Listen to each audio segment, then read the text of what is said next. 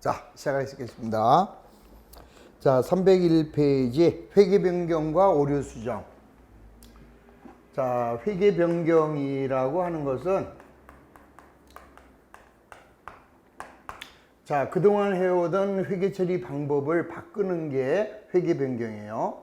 자, 그런데 이제 회계 변경에는 정책의 변경과 그 다음에 추정의 변경. 자, 이렇게 이제 두 가지가 있죠. 그리고 이제 정책의 변경은 자, 무슨 법을 무슨 법으로 바꾼다.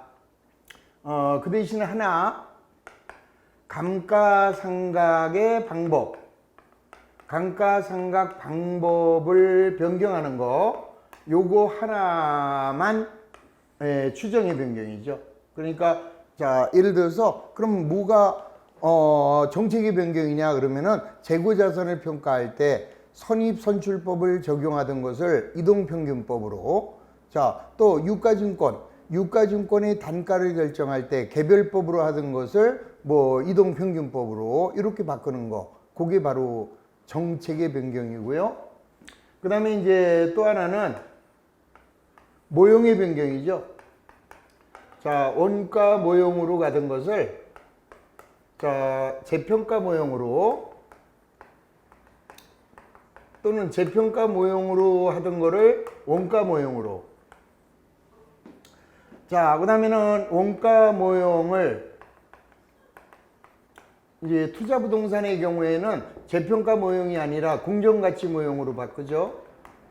자, 공정가치 모형으로 또는 공정가치 모형을 원가 모형으로 이렇게 바꾸는 게 정책의 변경이고, 자, 추정의 변경은 이 감가상각의 방법 변경이나 자, 내용연수의 변경, 자, 잔존가액의 변경, 그 다음에 우리 손상차손 있죠. 자, 손상 충당금이죠. 손실. 자, 충당금의 비율 계산. 뭐 2%를 3%로 바꾼다든지, 또는 뭐 판매 보증 비율을 바꾼다든지, 이런 것들이 추정의 변경이다. 그 다음에 여기에서 이 정책의 변경을 하고자 할 때, 이 정책의 변경은 반드시 자, 정당성을 인정해야 돼요.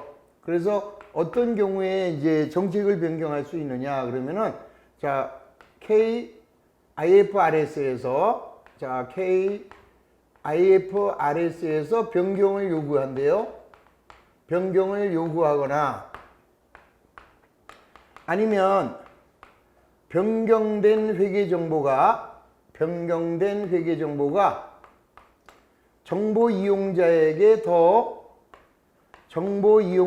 의사결정에 더 목적 적합한 경우, 자, 이렇게 두 가지에 한해서는 자, 정책을 변경할 수가 있다. 자, 그것만 좀 이해하시면 돼요. 자, 301페이지. 자, 한국제때 국제회계 기준이 개정되거나 경제 환경의 변화에 따라 과거에 채택했던 회계 정책이나 추정치를 변경하는 것이 더 유용한 회계 정보를 제공할 수 있는 경우에는 다른 회계 정책이나 회계 추정을 변경할 수 있다. 이런 것을 회계 변경이라고 한다. 자, 그 밑에 보시면 자, 정책의 변경의 요건.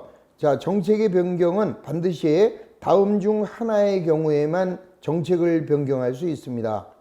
자, 첫 번째, 한국 채택 국제 회계 기준에서 회계 정책의 변경을 요구하거나, 자, 두 번째, 회계 정책을 변경을 반영한 재무제표가 자, 정보 이용자에게 더 신뢰성 있고 목적 적합한 정보를 제공하는 경우에 그 두 가지에서 요 두 가지만 이제 정책을 변경할 수 있고, 자, 이러한 정책의 변경의 사례, 자, 재고자산의 평가 방법을 변경하거나 유형자산이나 무형자산의 측정 기준을 원가 모형에서 재평가 모형으로 변경하거나, 자, 투자부동산의 측정 기준을 원가 모형에서 공정가치 모형으로 변경하는 것을 자, 우리는 정책의 변경이라고 한다.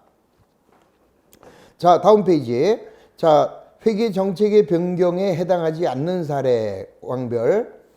자, 과거에 발생한 거래와 실질이 다른 거래, 기타 사건 또는 상황에 대하여 다른 회계 정책을 적용하거나 과거에 발생하지 않았거나 발생하였어도 중요하지 않았던 거래나 사건에 대하여 새로운 회계 정책을 적용하는 경우는 회계 정책의 변경이 아니다. 꼭 좀 기억하시고요.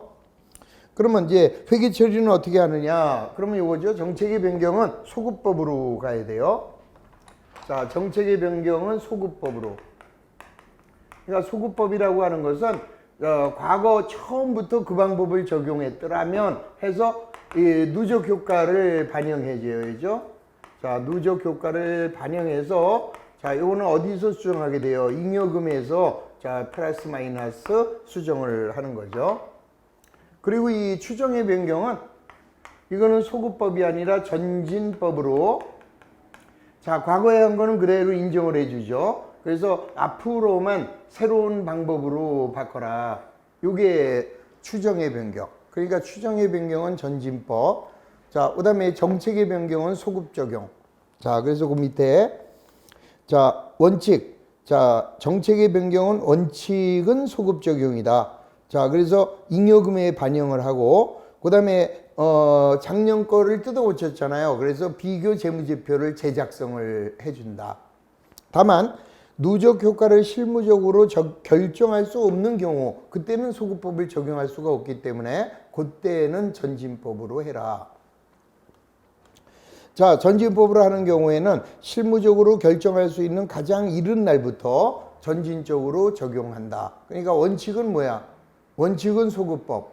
다만 예외적으로 전진법을 사용하게 된다. 자, 그 다음에 추정의 변경은 자, 기업 환경의 변화나 새로운 정보의 획득 또는 새로운 상황의 증거에 따라 지금까지 사용해 오던 회계적 추정치를 바꾸는 것을 추정의 변경이라고 하고 자, 그 밑에 나왔죠?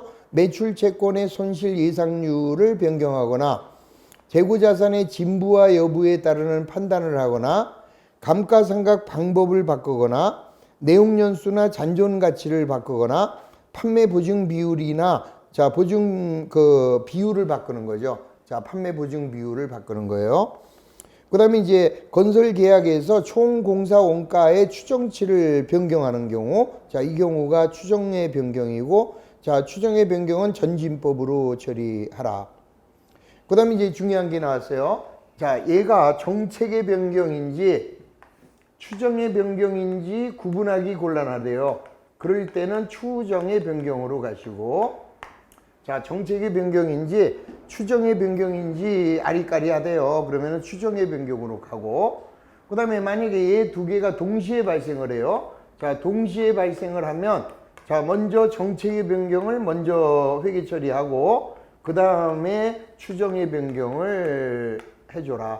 두 개가 동시에 나올 때는 자, 순서 정책의 변경을 먼저 그리고 추정의 변경을 나중에 하라. 자, 거기 보시겠습니다. 정책의 변경과 추정의 변경을 구분하는 것이 어려울 때에는 추정의 변경으로 가고 그 다음에 측정 기준을 변경하는 것은 정책의 변경이다. 자, 오류의 수정은 뭐 잘못된 것을 고치는 게 오류의 수정이죠. 자, 오류의 수정은 이제 문제에서 잘 다뤄보시면 됩니다.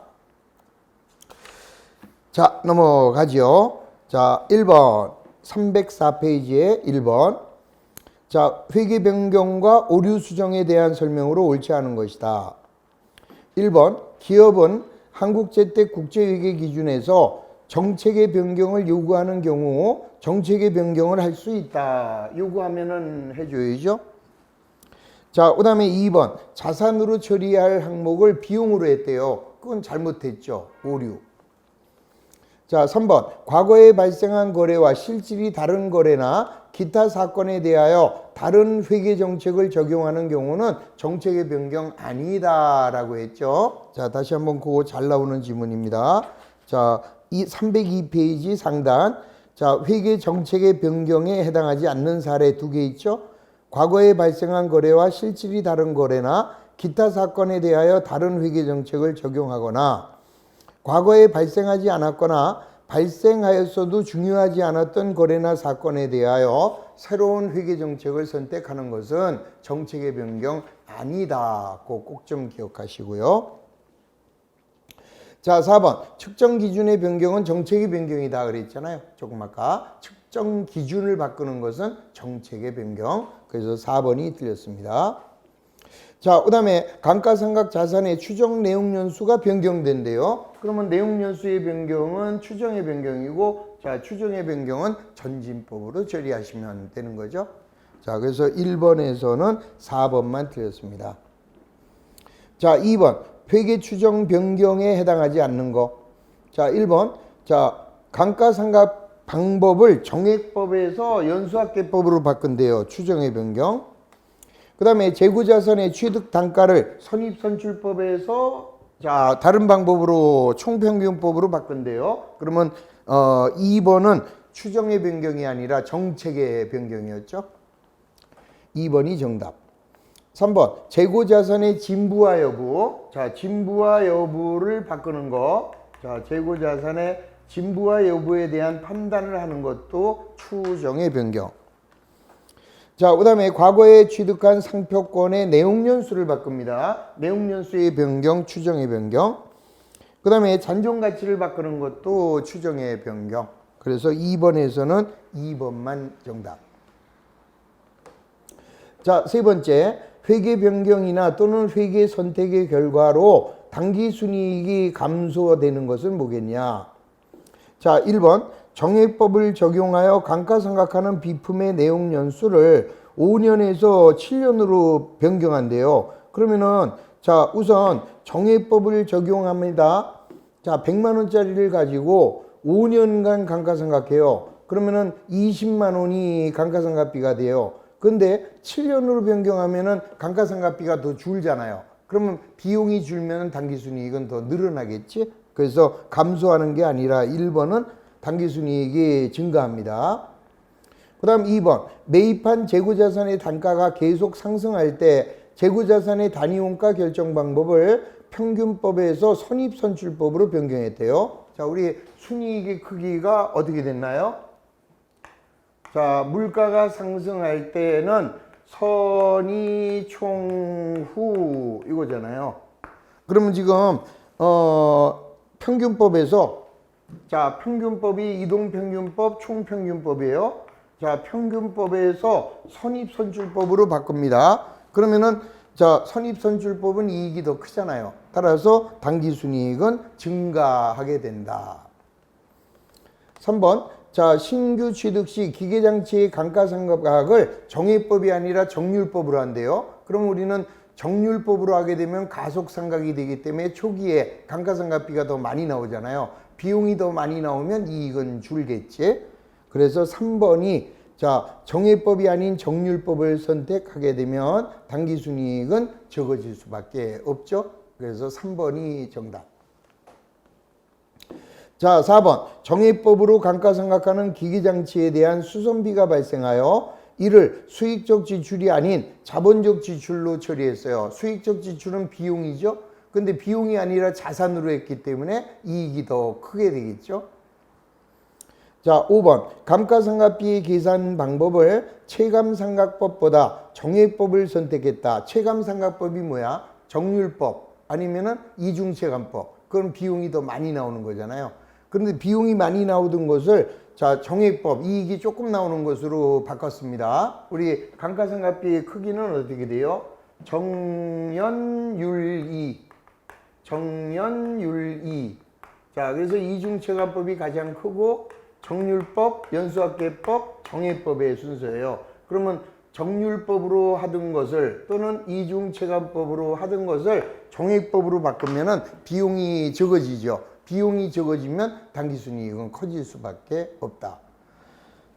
자, 따라서 1, 2, 3, 4, 5번에서 당기순이익이 감소하는 경우는 3번만 정답이 되는 것이죠.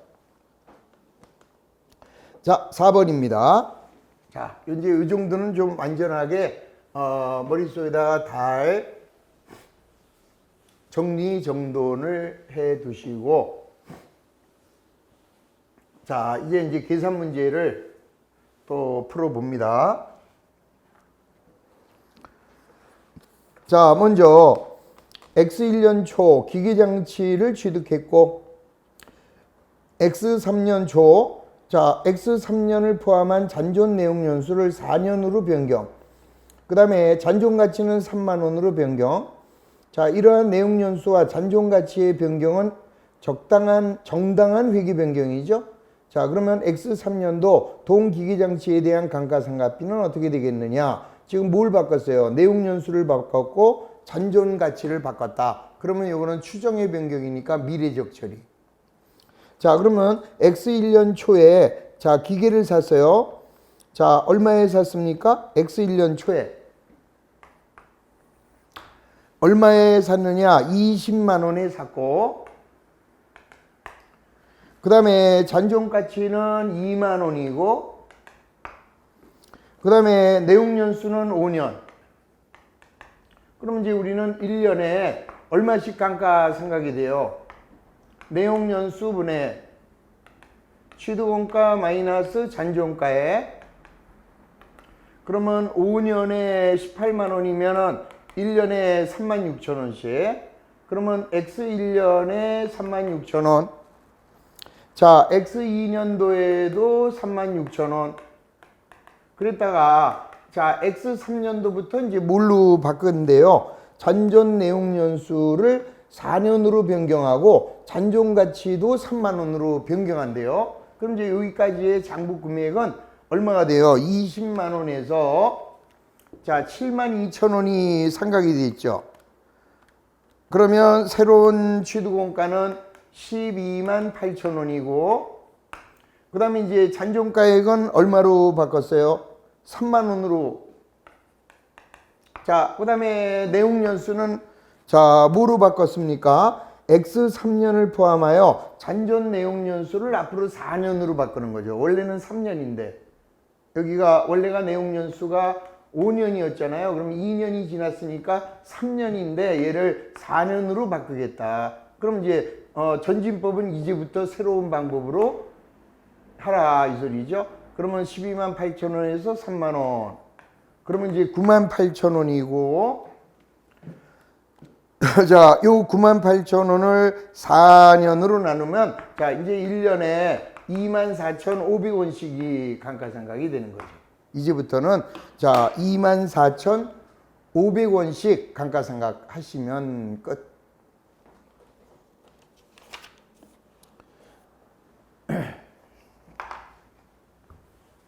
자, 이렇게 그림을 그리면서 찬찬히 해주시면 돼요. 자, 5번. 주식회사 한국은 X1년 초 업무용 기계장치를 3만 원에 취득하여 정액법으로 감가상각하다가 X2년도부터 감가상각을 연수합계법으로 변경.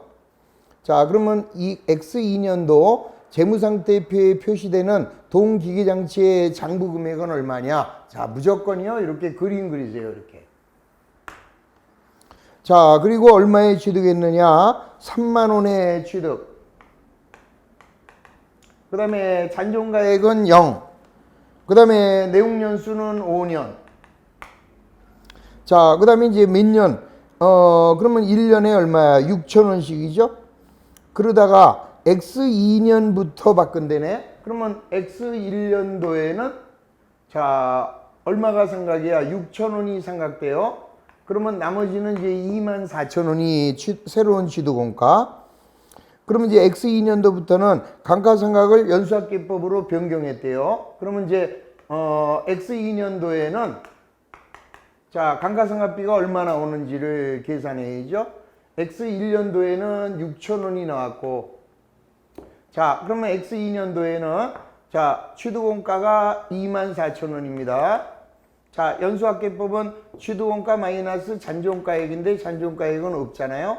그리고 이제 새로운 내용연수는 자, 아까 5년인데 1년이 지났으니까 4년이죠. 그러면 내용연수의 합계는 10년이 되는 거죠. 그리고 1차 연도는 4년 이렇게 되겠죠. 자, 여기에 요 10은 어떻게 나왔어요? 자, 내용연수가 1년, 2년, 3년, 4년. 그러면 내용연수의 합계는 10년이고 거꾸로 연수니까 1차 연도는 10분의 4. 그러면은 얼마가 되나요? 24,000원에서 자 곱하기 4 하면은 9,600원이 감가상각비가 되죠. 자 여기서 9,600원. 근데 문제가 요구하는 것은 자 X2년 말 장부 가격이 얼마냐 그랬으니까 3만원에 취득했는데 자 그동안 여기서 6,000원 여기서 9,600원 그러면 15,600원이죠. 자 마이너스 15,600 그러면은 14,400원이 남아있겠죠. 자 그래서 X2년도 재무상태표에 표시되는 동기계의 장부금액 자 14,400원이 되는 거예요. 그러니까 요거는 이제 기계장치가 3만원에 샀는데 감가상각 누계액이 1차 연도는 6,000원을 했고 2차 연도는 9,600원을 했어요. 그래서 15,600원이 상각이 됐으니까 요거 빼면은 14,400원이 장부금액이 된다 이 소리죠. 알고 나면 이 회계 변경 단원만큼 또 쉬운 게 없어요. 그림만 짝대기만 잘 그려주시면 돼요.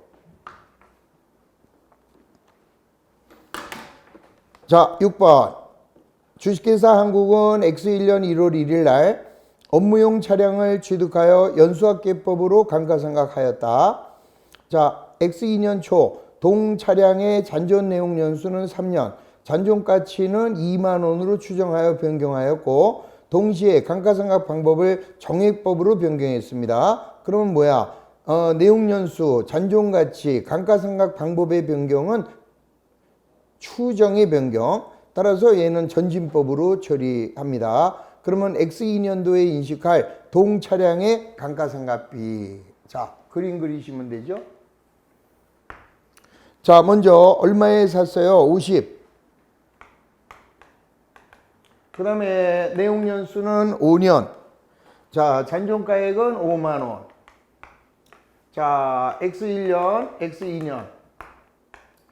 그러면 X1년도에는 연수합계법으로 상각을 했대요. 그러면은 연수합계법은 자, 취득원가 마이너스 잔존가액 자, 곱하기 내용연수의 합계. 자, 내용연수가 5년이면은 15년이고 1차 연도는 5년이죠. 자, 그러면 45만 원에 자, 15분의 5 해주시면 돼요. 자, 곱하기 5 나누기 15 그러면은 15만 원이 감가상각인가요? 자, 다시 한번 45만 원 곱하기 5 나누기 15 하면은 자, 15만 원이 감가상각이 됐어요. 여기서. 그럼 이제 장부가액은 35만 원으로 바뀌었죠? 자, 그런데 이제부터는 X2년도부터는 동차량의 잔존 내용 연수를 3년, 잔존 가치를 2만 원으로 추정하여 감가상각 방법은 정액법으로 변경한대요. 자, 그럼 이제 자, 새로운 취득원가는 35만 원. 자, 내용 연수는 몇 년이에요? 자, 잔존 내용 연수를 3년으로 받고 그 다음에 잔존 가치는 2만 원으로 그럼 이거 33만 원이네요. 3년 그러면 자 X2년도에는 11만 원이 감가상각이 되겠네. 자 그래서 X2년도에 인식할 동 차량의 감가상각비는 11만 원이 되는 것을 알 수 있죠. 그러니까 항상 그림만 잘 이렇게 따라 그려주시면 이 만사가 해결이 된다.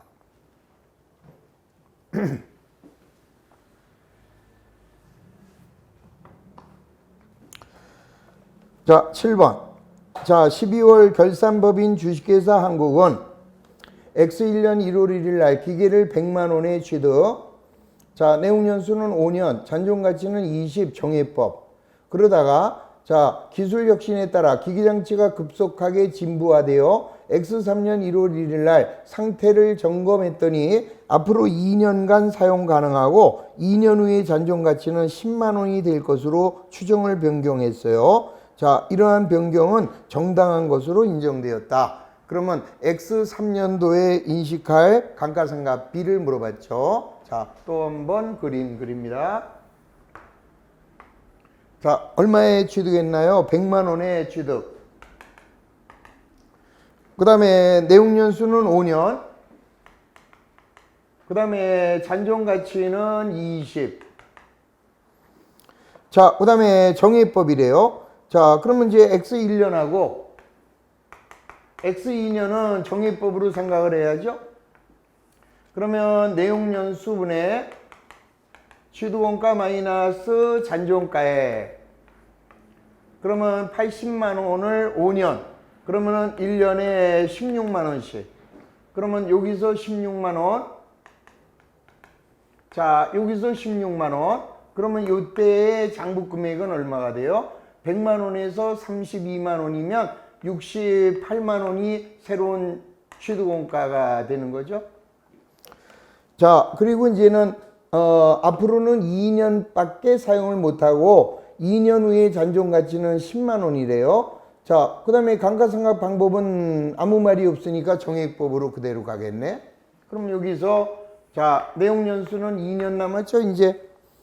자, 2년 사용 가능하고 그 다음에 2년 후에 잔존가치는 10만 원이래. 그러면 요게 58만 원이니까 자 1년에는 29만 원씩 값어치가 떨어지겠죠. 자 그래서 문제가 요구하는 X3년도 인식해야 할 감가상각비는 29만 원이 되는 것을 이렇게 그림만 그리시면은 1분 안에 반드시 해결이 되는 거죠. 자, 그 다음에는 어디로 가느냐? 자, 이번에는 이제 뭐예요?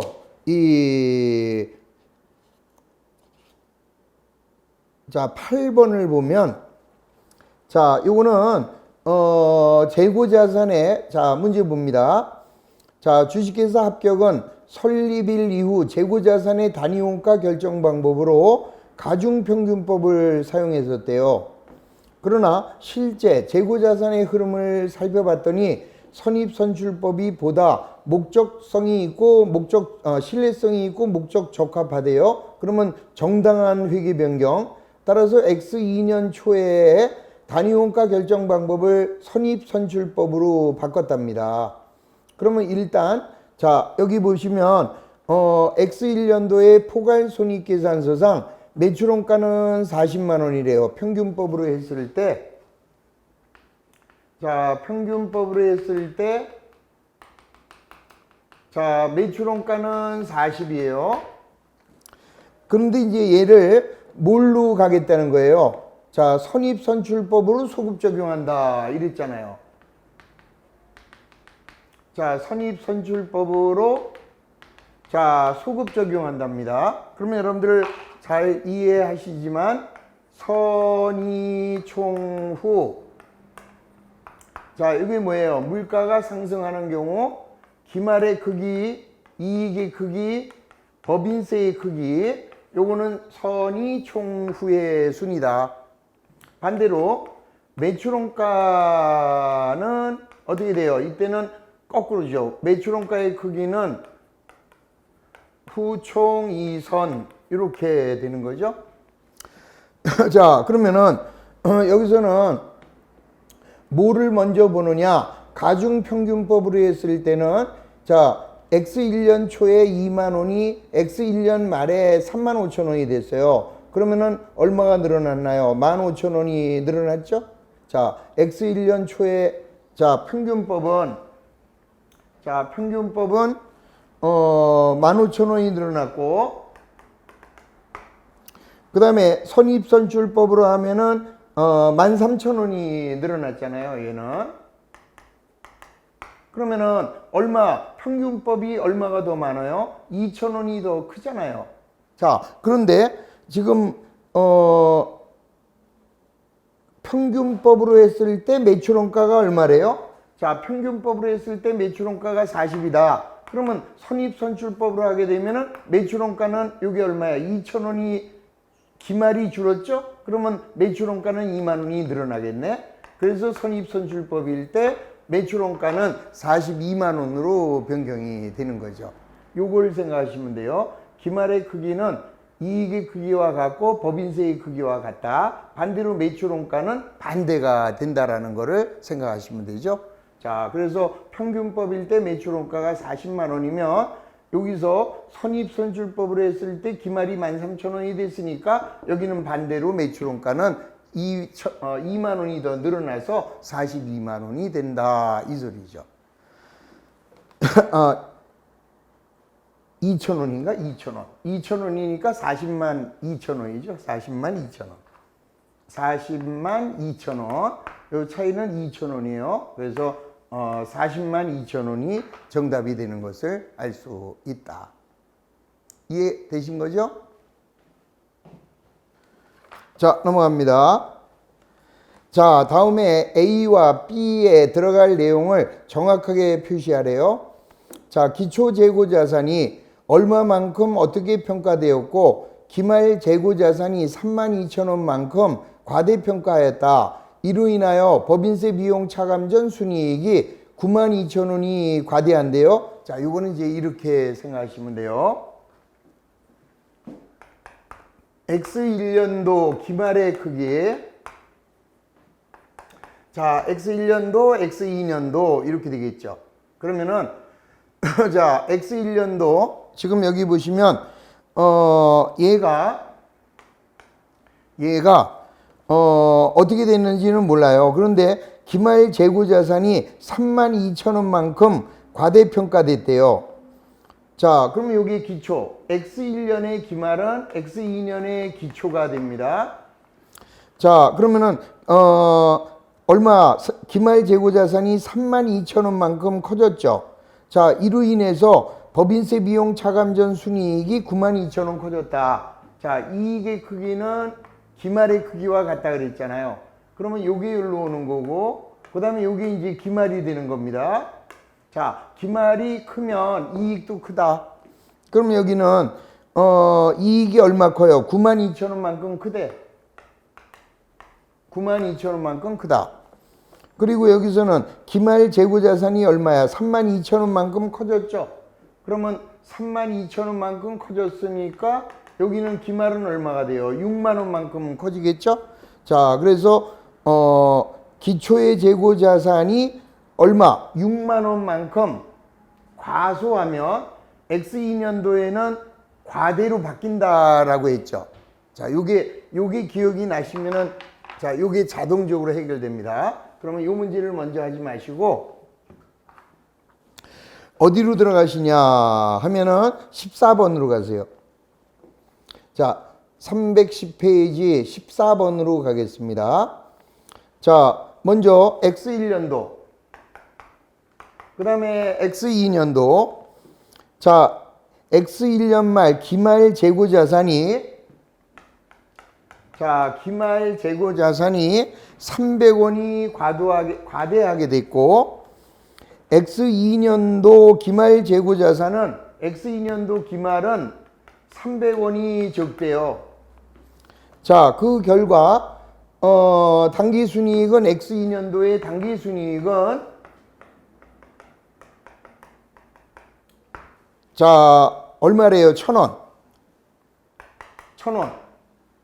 그러면 이러한 재고자산의 오류가 발생하지 않았다면 주식회사 합격이 X2년도에 보고될 당기순이익은 얼마겠느냐 이랬잖아요. 그럼 여기 한번 잘 보세요. 언제나 기말의 크기는, 자, 다음 연도로 오게 되면 바뀐다. 300원이 소가 되는 거죠, 이게. 자, X1년도의 기말은 X2년도의 기초가 돼서, 자, 얘가 반대로 되는 거죠. 300원으로 바뀐다. 그러면, 자, 여기는 300원 적고 300원 적으니까 600원이 적은 거죠. 그럼 원래 당기순이익은 얼마였어요? 1,600원이 돼야 되는 거지. 그래서, 자, X2년도에 보고될, 자, 당기순이익은 얼마가 된다고요? 1,600원이 된다. 이 소리라고요. 다시, X1년의 기말은 X2년의 기초. 그러면 이제 X2년하고 요거 두 개 더하면 600원이 당기순이익의 차이죠? 그러면 요게 이제 1,000원이니까 요거를 반영하게 되면 정확한 순이익은 얼마가 돼요? 1,600원이 된다라는 것을 이해하시면 되는 거죠. 자, 요거를 다시 한번 제가 옛날에 기본서에서 설명드렸던 내용을 다시 한번 이제 도와드리면은 요런 얘기예요. 자, X1년도, X2년도. 자, X1년도에 매출이 10만 원이고요. 그 다음에 매출원가가, 자, 여기는 기초가 2만 원이고, 자, 매입액이 7만 원이라고 합니다. 그럼 여기에 기말이 얼마냐? 9만 원이니까 3만 원이라고 할게요. 그러면은 매출원가는 6만 원이고, 그러면 매출이익은 4만 원이 되는 거죠. 자, X2년도 매출액이 10만 원이라고 하고, 자, 기초는 얼마가 되느냐? 3만 원이 되겠죠. 왜? X1년의 기말이 X2년의 기초니까. 그럼 여기에 매입액이 또 7만 원이라고 하면 자, 10만 원이고, 자, 기말이 4만 원이다 라고 하면은, 자, 요게 6만 원이 돼서 여기가 이제 4만 원 이렇게 되는 거잖아요. 근데 알고 봤더니 요 기말이 3만 원이 아니라 정확한 기말이 요게 2만 원이래, 이게. 그러면 자, 9만 원에서 2만 원을 빼면 7만 원이 매출원가잖아요. 그러면 매출 총이익은 얼마가 돼요? 3만 원이 되잖아. 그러니까 X1년도에는 자, 기말을 만 원을 크게 했잖아요.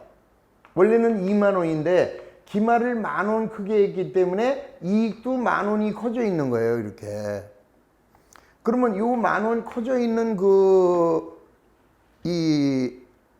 요 결과는 다음 연도에 자동으로 조정이 돼 버려요.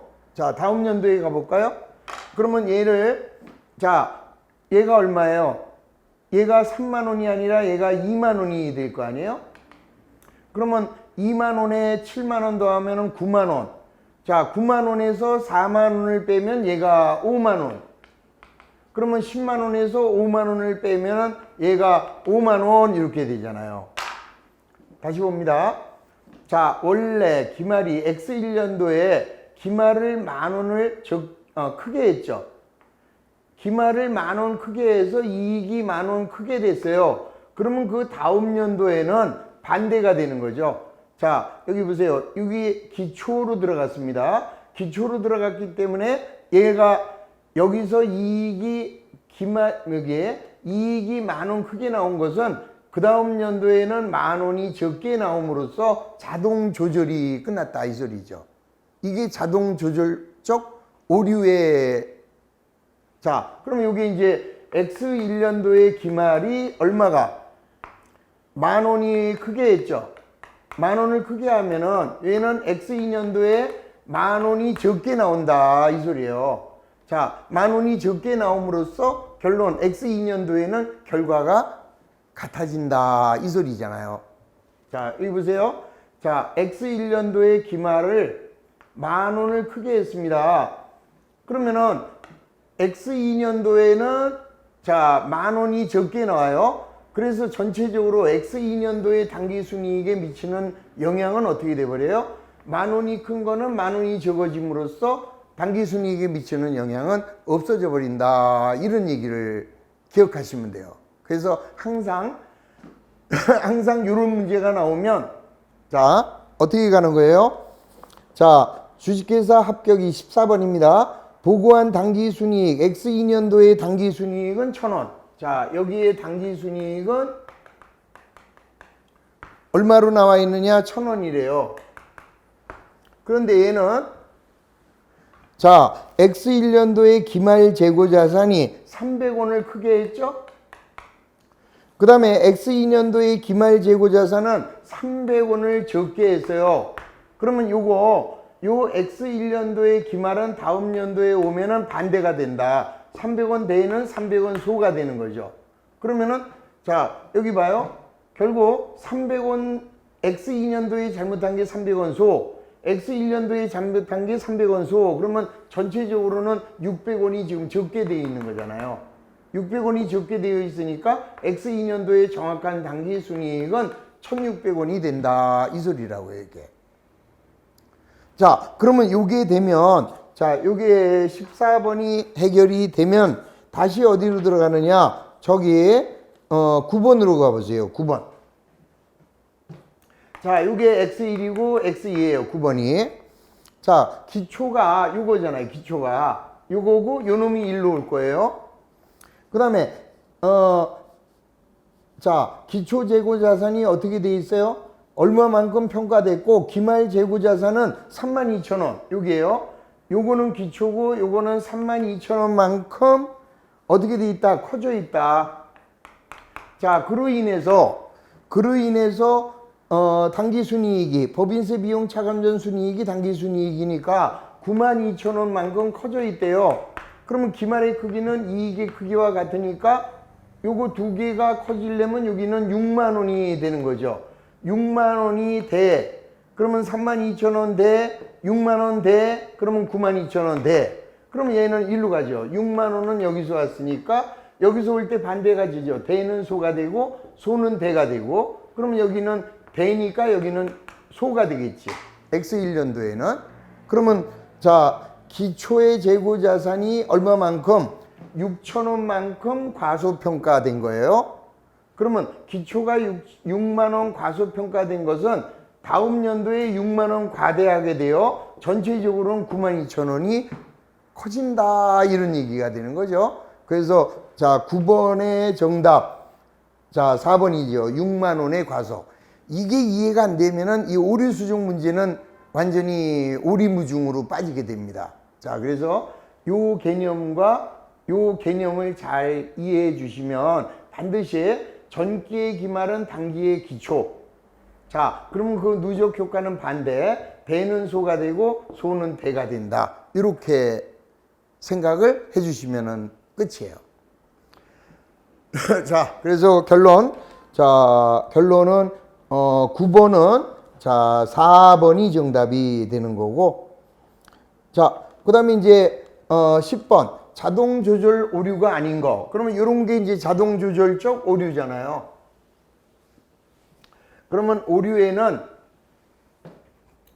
자동 조절적 오류와 그 다음에 영구적인 오류가 있다. 그러면 이 장기적인 오류는 뭐예요? 이 재고자산에 대한 오류. 그 다음에 성급비용. 그 다음에 선수수익. 미수수익. 자, 미지급비용.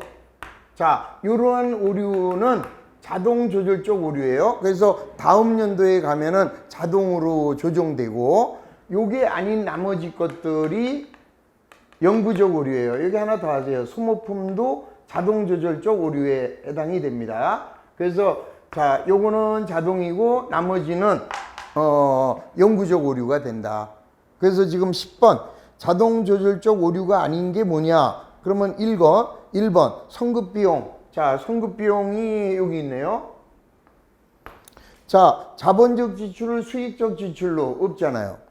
그 다음에 2번 매입액의 과대 재고자산 오류죠.